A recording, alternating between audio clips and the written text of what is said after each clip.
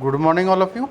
आज हम लोग managerial economics and financial accounting की यूनिट 5 स्टार्ट कर रहे हैं। ये हमारे managerial economics and financial accounting का लास्ट यूनिट है और साथ साथ हमारा जो मैफा का जो हमारा सिलेबस है वो भी इस यूनिट के बाद कंप्लीट हो जाता है। हम लोगों ने अभी तक जो 4 यूनिट में पढ़ा वो हमने मैनेजरल इकोनॉमिक्स के बारे में पढ़ा। मीन्स कि हमने जो भी अभी तक 4 यूनिट तक पढ़ा वो सारा इकोनॉमिक्स का पार्ट था। अब इस लेक्चर के अंदर, इस यूनिट के अंदर हम लोग फाइनेंशियल अकाउंटिंग के बारे में बात करेंगे, जो कि हमारा सेकंड पोर्शन है मैफा का। और सबसे पहले आज हम यूनिट 5 जो हमारी है वो फाइनेंशियल स्टेटमेंट एनालिसिस से है। इसके अंदर हम किस तरीके से फाइनेंशियल स्टेटमेंट का एनालिसिस करते हैं उसके बारे में समझेंगे इस पूरी यूनिट में।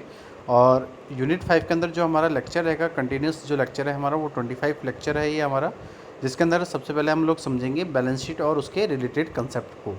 सबसे पहले हमें समझना होगा कि बैलेंस शीट क्या होती है। बैलेंस शीट को हम लोग पोजीशन स्टेटमेंट भी कहते हैं। जैसे कि आप लोग देख रहे हैं यहाँ पे लिखा हुआ है कि trading and profit and loss account are prepare to the find out the profit और loss of a certain period. कि हम ट्रेडिंग और प्रॉफिट लॉस अकाउंट को इसलिए प्रिपेयर करते हैं जिससे कि हम लोग एक सर्टेन पीरियड के अंदर अपने प्रॉफिट और लॉसेस को देख सकें। They are called as a income statement. इसको हम लोग इनकम स्टेटमेंट भी कहते हैं।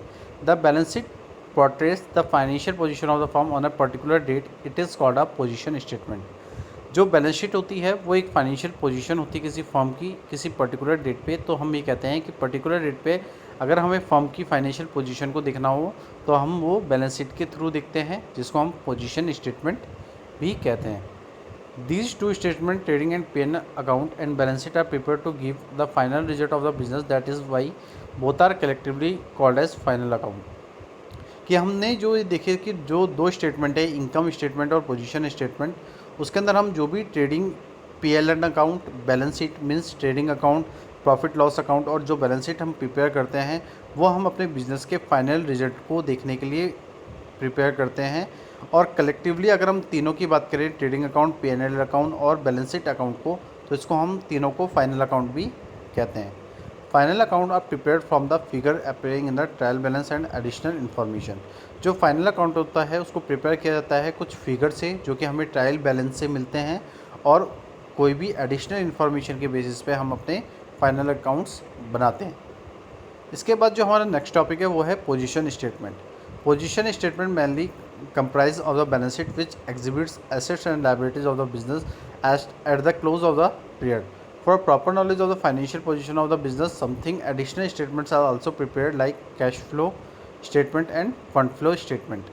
कि अगर हम देखें कि जो पोजीशन स्टेटमेंट है उसके अंदर हम बैलेंस शीट को कंप्राइज करते हैं, मींस बैलेंस शीट को हम बनाते हैं, जिसके अंदर हम बैलेंस शीट के अंदर एसेट्स और लाइबिलिटीज़ को लेते हैं जो कि बिज़नेस की होती हैं, और उसके अकॉर्डिंग हम बैलेंस शीट के अंदर हमारी जो भी एसेट्स और लाइबिलिटीज़ होती हैं किसी एक पीरियड के अंदर, उसको हम उसके अंदर क्लोज करते हैं। तो हम अगर प्रॉपर नॉलेज देखें हमारी फाइनेंशियल पोजीशन को किसी बिज़नेस के अंदर, तो जो हमारे एडिशनल स्टेटमेंट्स हैं जिनको हम प्रिपेयर करते हैं कैश फ्लो स्टेटमेंट से और फंड फ्लो स्टेटमेंट से। सबसे पहले हम समझते हैं फ्लो स्टेटमेंट क्या होता है, which is not mandatory for the non-corporate entities. These additional statements are prepared for the better understanding of the financial position of the business। जो फ्लो स्टेटमेंट होता है वो किसी हमारी नॉन कॉपरेटिव एंटिटीज़ के लिए मैंडेटरी नहीं होते हैं, और ये जो एडिशनल स्टेटमेंट्स होते हैं इसको हम इसलिए प्रिपेयर करते हैं क्योंकि जो भी हमारे बिज़नेस की फाइनेंशियल पोजीशन है उसको हम अच्छे से समझ सकें कि हमारी बिज़नेस की किस तरीके की फाइनेंशियल पोजीशन है।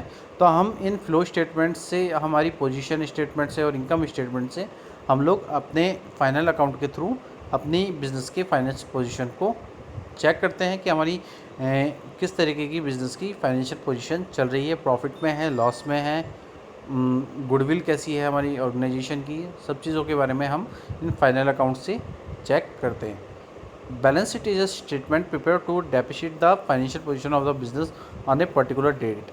बैलेंस शीट जो स्टेटमेंट है वो एक प्रिपरेशन है एक किसी बिज़नेस के फाइनेंशियल पोजीशन की किसी पर्टिकुलर डेट पे, जहाँ पे हम अपने बिज़नेस की फाइनेंशियल पोजीशन को देखने के लिए किसी पर्टिकुलर डेट पे, तो उसके लिए हम लोग जो है बैलेंस शीट स्टेटमेंट को प्रिपेयर करते हैं। It shows the amount and types of assets and liabilities on by the business on a particular date. ये जो बैलेंस शीट होती है इसके अंदर हम कुछ अमाउंट्स दिखाते हैं और जो भी हमारे एसेट्स के टाइप से, मीन्स कौन कौन से हमारे बिज़नेस के एसेट्स हैं, कौन कौन सी लाइबिलिटीज़ हैं जो कि हमने आउन कर रखी है अपने बिज़नेस के अंदर, उनको किसी पर्टिकुलर डेट पे हम बैलेंस शीट के अंदर शो करते हैं। Preparation of balance sheet is an important exercise. It reflects all types of incomes realized by the entrepreneur and the expenses incurred by him. कि जो भी हम प्रिपरेशन करते हैं बैलेंस शीट की, वो एक इम्पॉर्टेंट एक्सरसाइज होती है किसी पर्टिकुलर फाइनेंशियल पोजीशन के लिए, और ये रिफ्लेक्ट करती है उन सारे इनकम के टाइप से जो कि कोई एंटरप्रेन्योर रियलाइज़ करता है, और जो भी हम एक्सपेंस इंकर करते हैं अपने बिजनेस के अंदर से, तो उनको भी हम इन बैलेंस शीट के अंदर शो करते हैं। It indicates the actual profit being realized by the enterprise. Plummer defines the balance sheet as a statement at a given date showing on one side traders property and possession and other hand its liability. कि अगर हम बात करते हैं कि जो हमारा balance sheet है वो एक इंडिकेशन देता है हमारे एंटरप्राइजेस के एक्चुअल प्रॉफिट को, जो कि हमें रियलाइज़ हो रहा है कि मेरे एंटरप्राइजेस या मेरे बिज़नेस के अंदर मुझे कितना एक्चुअल प्रॉफिट हो रहा है, उसको पता करने के लिए हम बैलेंस शीट को प्रिपेयर करते हैं। और जो प्लेमर हैं वो ये कहते हैं कि जो बैलेंस शीट है वो एक स्टेटमेंट है किसी गिवन डेट के अंदर जहाँ पे हमें कुछ चीज़ शो होती है, और वो क्या होती है कि एक साइड पे हम ये देखते हैं कि कुछ ट्रेडर्स प्रॉपर्टी हैं और उसके कुछ पोजीशंस हैं, और दूसरी साइड पे क्या है हमारी लाइबिलिटीज़। तो हम ये कहते हैं कि जब हम बैलेंस शीट का प्रिपरेशन करते हैं तो वहाँ पे हम एसेट्स और लाइबिलिटीज़ को लेते हैं। एसेट्स का मतलब होता है ट्रेडर्स की प्रॉपर्टी, उसका पोजीशंस, और जो लाइबिलिटीज़ हैं वो हमारी होती हैं जो कि हम बैलेंस शीट के अंदर शो करते हैं। Thus the balance sheet reflects the assets on one side and the liabilities on the other. इसलिए हम ये देखते हैं कि जो बैलेंस शीट होती है वो रिफ्लेक्ट करती है एसेट्स को एक साइड के अंदर, और सेकंड साइड के अंदर हम लाइबिलिटीज़ को बताते हैं। मैं आगे आपको दिखाऊंगा कि बैलेंस शीट किस तरीके से होती है और उसको किस तरीके से बनाया जाता है।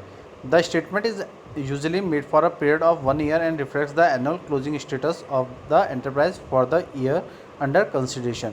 जो ये स्टेटमेंट हम लोग प्रिपेयर करते हैं बैलेंस शीट के थ्रू, वो किसी एक पीरियड के अंदर करते हैं। मीन्स कि अगर हम बात करें 1 साल का जो पीरियड होता है हमारे बिज़नेस का, हमारे जो भी फाइनेंशियल ईयर का, उसके पीरियड के दौरान हम लोग बैलेंस शीट को प्रिपेयर करते हैं, जो कि रिफ्लेक्ट करता है कि हमारे एंटरप्राइजेस का क्या क्लोजिंग स्टेटस है। मीन्स कि आप देखते होंगे कि बहुत सारे ऑर्गेनाइजेशन के अंदर, बहुत सारे बैंक्स के अंदर क्लोजिंग डेट होती है, और आपने ये देखा होगा कि जो क्लोजिंग डेट होती है वो 31 मार्च से 1 अप्रैल की होती है, और उस टाइम पीरियड के अंदर जो डिफरेंट ऑर्गेनाइजेशन है, डिफरेंट बिजनेस हैं, डिफरेंट बैंक्स हैं, इंस्टीट्यूशंस हैं, वो अपने इस पीरियड के अंदर, मीन्स इस क्लोजिंग पीरियड के अंदर, वो अपने जितने भी एनुअल क्लोजिंग होती है, जितने भी उनका पूरा एक ईयर का जो भी टर्नओवर होता है, उसको पूरे को एनालाइज करते हैं कि जो एंटरप्राइज है या कंपनी है, कोई भी इंस्टीट्यूशन है, उसने किस तरीके का प्रॉफिट जनरेट किया है, उसकी किस तरीके की फाइनेंशियल पोजीशन है 1 साल के अंदर। उसके बाद अगर हम बात करते हैं बैलेंस शीट के बारे में, तो बैलेंस शीट को मैं आपको और चीज़ भी डिफाइन कर देता हूँ यहाँ पे, कि the balance sheet may be defined as a statement which sets out the assets and liabilities of a firm और an institution as at a certain date. कि जो बैलेंस शीट है उसको हम डिफाइन करते हैं कि वो एक तरीके का स्टेटमेंट है जहाँ पे हम सेट करते हैं अपनी एसेट्स को, अपनी लायबिलिटीज़ को, जो कि किसी फर्म या इंस्टीट्यूशन की होती है, और जो भी हमारे स्टेटमेंट होते हैं एसेट्स और लायबिलिटीज़ को लेके, वो एक सर्टेन डेट के अंदर होते हैं। Since even a single transaction will make a difference to some of the assets or liabilities, the balance sheet is true only a particular point of time. कि अगर हम देखें कि अगर कोई भी एक सिंगल ट्रांजेक्शन का अगर एसेट्स और लाइबिलिटीज़ के अंदर डिफरेंस आ जाता है, तो हम ये देखते हैं कि अगर बैलेंस शीट को अगर हमें देखना है, और अगर हमें बैलेंस शीट का ये देखना है कि जो भी हमें पता लग रहा है अपनी फाइनेंशियल पोजीशन के बारे में, वो सही है या गलत है, तो बैलेंस शीट का जो पोर्शन होता है, मीन्स एसेट और लाइबिलिटीज़ का, वो इक्वल होना चाहिए, मीन्स वो सेम होना चाहिए। अगर एसेट्स और लाइबिलिटीज़ सेम है, तो हम ये कहते हैं कि जो हमारी बैलेंस शीट है वो, और जो हमारी फाइनेंशियल पोजीशन है वो क्या है, बैलेंस्ड है। और आप लोग बैलेंस शीट के नाम से भी समझ रहे होंगे कि बैलेंस शीट इसको क्यों बोलते हैं, क्योंकि हम लोग अपने एसेट्स और लाइबिलिटीज़ को बैलेंस करते हैं अपने ऑर्गेनाइजेशन के अंदर, फर्म के अंदर, इंस्टीट्यूशन के अंदर और बिज़नेस के अंदर, किसी पर्टिकुलर पॉइंट ऑफ टाइम के अंदर। तो अगर हम देखेंगे कि जो बैलेंस शीट है अगर वो करेक्ट है, ट्रू है, तो वो किस कंडीशन में होगी, जब हमारे एसेट्स और लाइबिलिटीज़ कम हो जाएंगे। अगर एक भी सिंगल ट्रांजेक्शन होगा किसी भी चीज़ के अंदर, या एसेट्स में हो या लाइबिलिटीज़ में हो, तो वो हमारे डिफरेंसेस को, मीन्स हमारे बैलेंस को भी ऊपर नीचे करेगी। उसके बाद हम बात करते हैं कि एसेट्स और लाइबिलिटीज़ क्या होती है। तो जैसे कि मैंने आपको बताया कि जो बैलेंस शीट होती है उसमें हम जो एसेट्स होती है और जो लाइबिलिटीज़ होती हैं उनका अरेंजमेंट करते हैं। तो सबसे पहले मैं आपको बताता हूँ कि एसेट्स क्या होते हैं।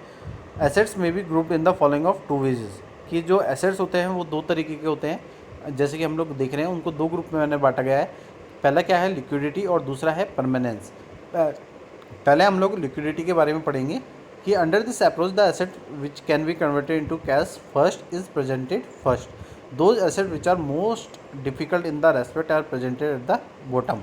कि अगर हम देखें कि जो एसेट्स हैं हमारे वो दो ग्रुप के अंदर हैं, लिक्विडिटी के और परमानेंस के बेसिस पे। तो जो लिक्विडिटी है वो एक तरीके की अप्रोच है जिसके अंदर जो एसेट्स होते हैं, जो भी हमारे एसेट्स होंगे है ना, उनको हम इजीली क्या कर सकते हैं, कैश के अंदर कन्वर्ट कर सकते हैं। कि अगर हम देखें कि जो एसेट्स हम जल्दी से अपने कैश के अंदर कन्वर्ट कर सकते हैं उसको हम अपनी बैलेंस शीट के अंदर सबसे पहले प्रेजेंट करते हैं। कि अगर आप देखेंगे कि जो जो एसेट्स आपकी इजीली कैश के अंदर कन्वर्ट हो जाते हैं उनको आप अपने बैलेंस शीट के एसेट पोर्शन के अंदर सबसे ऊपर रखेंगे, और जो एसेट्स आपको डिफ़िकल्टी देता है उस वो जल्दी से कैश में कन्वर्ट नहीं होता है तो उनको हम लोग अपने एसेट्स के पोर्शन में, जो कि अपने एसेट्स के पोर्शन में बॉटम में प्रेजेंट करेंगे। तो आपने क्या समझा यहाँ पे कि जो अगर हमारा जो एसेट है अगर वो इजीली कैश में कन्वर्ट हो रहा है, ठीक है, और वो अगर हम उसको कैश में कन्वर्ट कर पा रहे हैं तो उसको हम लोग एसेट साइड में टॉप पे रखेंगे। अगर हमें एसेट्स को कैश में कन्वर्ट करने में कोई प्रॉब्लम आ रही है, डिफ़िकल्टी आ रही है, तो ऐसे एसेट्स को आप लोग एसेट साइड के अंदर बॉटम में रखेंगे। उसके बाद सेकंड हमारा जो ग्रुप था वो था परमानेंस के बारे में। तो assets which are to be used for the long term in the business are not mean to be sold and presented first. कि जो एसेट्स हैं हमारे जिनको हम यूज़ कर रहे हैं अपने बिज़नेस के लॉन्ग टर्म पीरियड के अंदर, तो इसका मतलब ये नहीं है कि उसको हम बेचेंगे नहीं, सोल्ड नहीं करेंगे। तो जो भी एसेट्स जो हमारे एक बिज़नेस के अंदर यूज़ किए जा रहे हैं और अपने बिज़नेस को लॉन्ग टर्म के अंदर हम उनको यूज़ कर रहे हैं, तो वो जो कि हम लॉन्ग टाइम पीरियड के बाद उसको सोल्ड कर देंगे, तो वो जो एसेट्स होंगे उनको हम प्रेजेंट करेंगे फर्स्ट के अंदर अपने एसेट साइड के अंदर। और assets which are most liquid such as cash in hand are presented at the bottom. क्यों, और जो एसेट्स बहुत ज़्यादा लिक्विड होते हैं मींस कि बहुत जल्दी कैश में कन्वर्ट हो जाते हैं, तो उस केसेस के अंदर जैसे कि कैश इन हैंड हो गया, ये सब जो हमारे एसेट्स होंगे वो हम लोग अपने एसेट साइड के बॉटम में रखेंगे।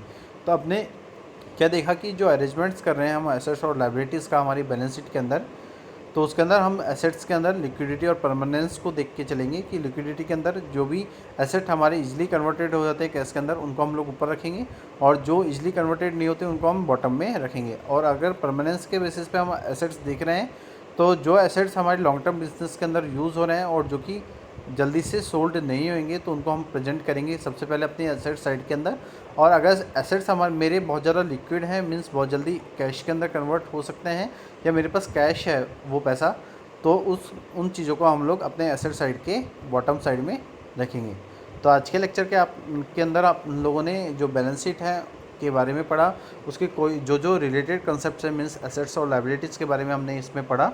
और आज हमने जो बैलेंस शीट वाला जो पोर्शन है वो यहीं पे कंप्लीट कर रहे हैं, और इसके आगे जो नेक्स्ट इसी के आगे का जो लेक्चर है वो हम इसी टॉपिक से करेंगे। वहाँ पे मैं आप लोगों को बताऊँगा कि बैलेंस शीट क्या होती है और जो भी हमने अभी पढ़ा और उसको किस तरीके से हम प्रैक्टिकल देख सकते हैं, और किस तरीके से एक बिज़नेस एक फर्म है जो यूज़ करती है बैलेंस शीट को जब वो अपनी बिज़नेस या फर्म की फाइनेंशियल पोजीशन को देखना चाहती है, तो वो हम लोग अब अपनी नेक्स्ट लेक्चर क्लास में देखेंगे कि बैलेंस शीट को किस तरीके से प्रिपेयर किया जाता है। वो मैं आप लोगों को अब नेक्स्ट क्लासेस में बताऊंगा। तो आज के लिए इतना ही। Thank you so much and have a nice day.